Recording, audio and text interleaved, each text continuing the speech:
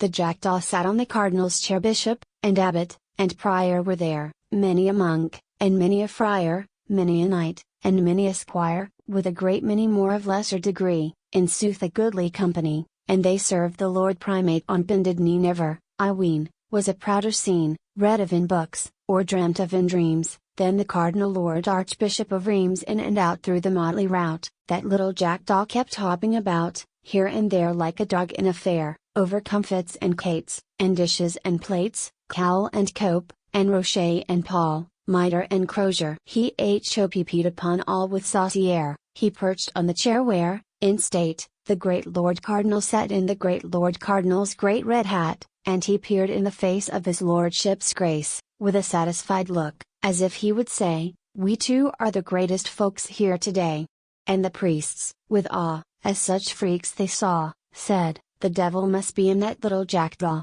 The feast was over, the board was cleared, the flans and the custards had all disappeared, and 6 little singing boys, dear little souls in nice clean faces, and nice white stoles, came, in order due, 2 by 2, marching that grand refectory through. A nice little boy held a golden ewer, embossed and filled with water, as pure as any that flows between Rheims and Namur, which a nice little boy stood ready to catch in a fine golden hand basin made to match 2 nice little boys, rather more grown, carried lavender water, and eau de cologne, and a nice little boy had a nice cake of soap, worthy of washing the hands of the Pope. One little boy more a napkin bore, of the best white diaper, fringed with pink, and a cardinal's hat marked and permanent ink. The great Lord Cardinal turns at the sight of these nice little boys dressed all in white. From his finger he draws his costly turquoise, and, not thinking at all about little jackdaws, deposits it straight by the side of his plate, while the nice little boys on his eminence wait, till, when nobody's dreaming of any such thing,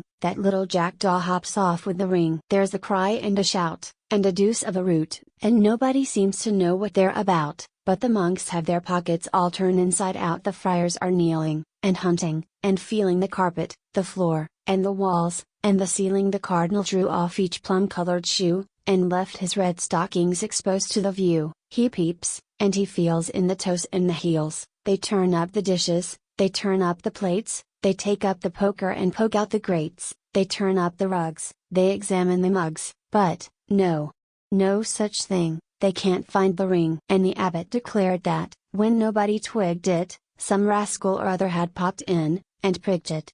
The cardinal rose with a dignified look, he called for his candle, his bell, and his book. In holy anger, and pious grief, he solemnly cursed that rascally thief. He cursed him at board, he cursed him in bed, from the sole of his foot to the crown of his head, he cursed him in sleeping, that every night he should dream of the devil, and wake in a fright. He cursed him in eating, he cursed him in drinking, he cursed him in coughing, in sneezing, in winking, he cursed him in sitting, in standing, in lying, he cursed him in walking, in riding, in flying, he cursed him in living, he cursed him in dying.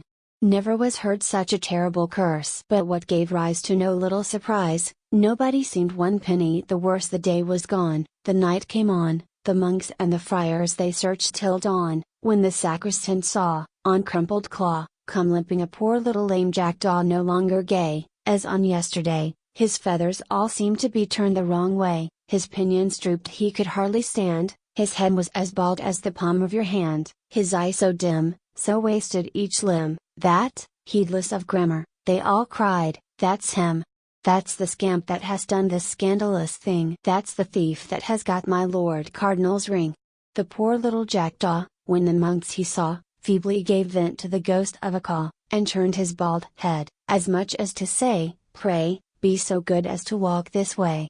Slower and slower he limped on before, till they came to the back of the belfry door, where the first thing they saw, midst the sticks and the straw, was the ring in the nest of that little jackdaw. Then the great Lord Cardinal called for his book, and off that terrible curse he took. The mute expression served in lieu of confession, and, being thus coupled with full restitution, the jackdaw got plenary absolution. When those words were heard, that poor little bird was so changed in a moment, 'twas really absurd. He grew sleek, and fat. In addition to that, a fresh crop of feathers came thick as a mat. His tail waggled more even than before, but no longer it wagged with an impudent air, No longer he perched on the cardinal's chair, he hopped now about with a gait devout. At matins, at vespers, he never was out, and, so far from any more pilfering deeds, he always seemed telling the confessor's beads. If anyone lied, or if anyone swore, or slumbered in prayer time and happened to snore, that good Jackdaw would give a great caw. As much as to say, "Don't do so any more." While many remarked, as his manners they saw, that they never had known such a pious Jackdaw. He long lived the pride of that countryside, and at last in the odor of sanctity died, when, as words were too faint his merits to paint, the conclave determined to make him a saint, and on newly made saints and popes, as you know, it's the custom, at Rome, new names to bestow, so they canonize him by the name of Jim Crow.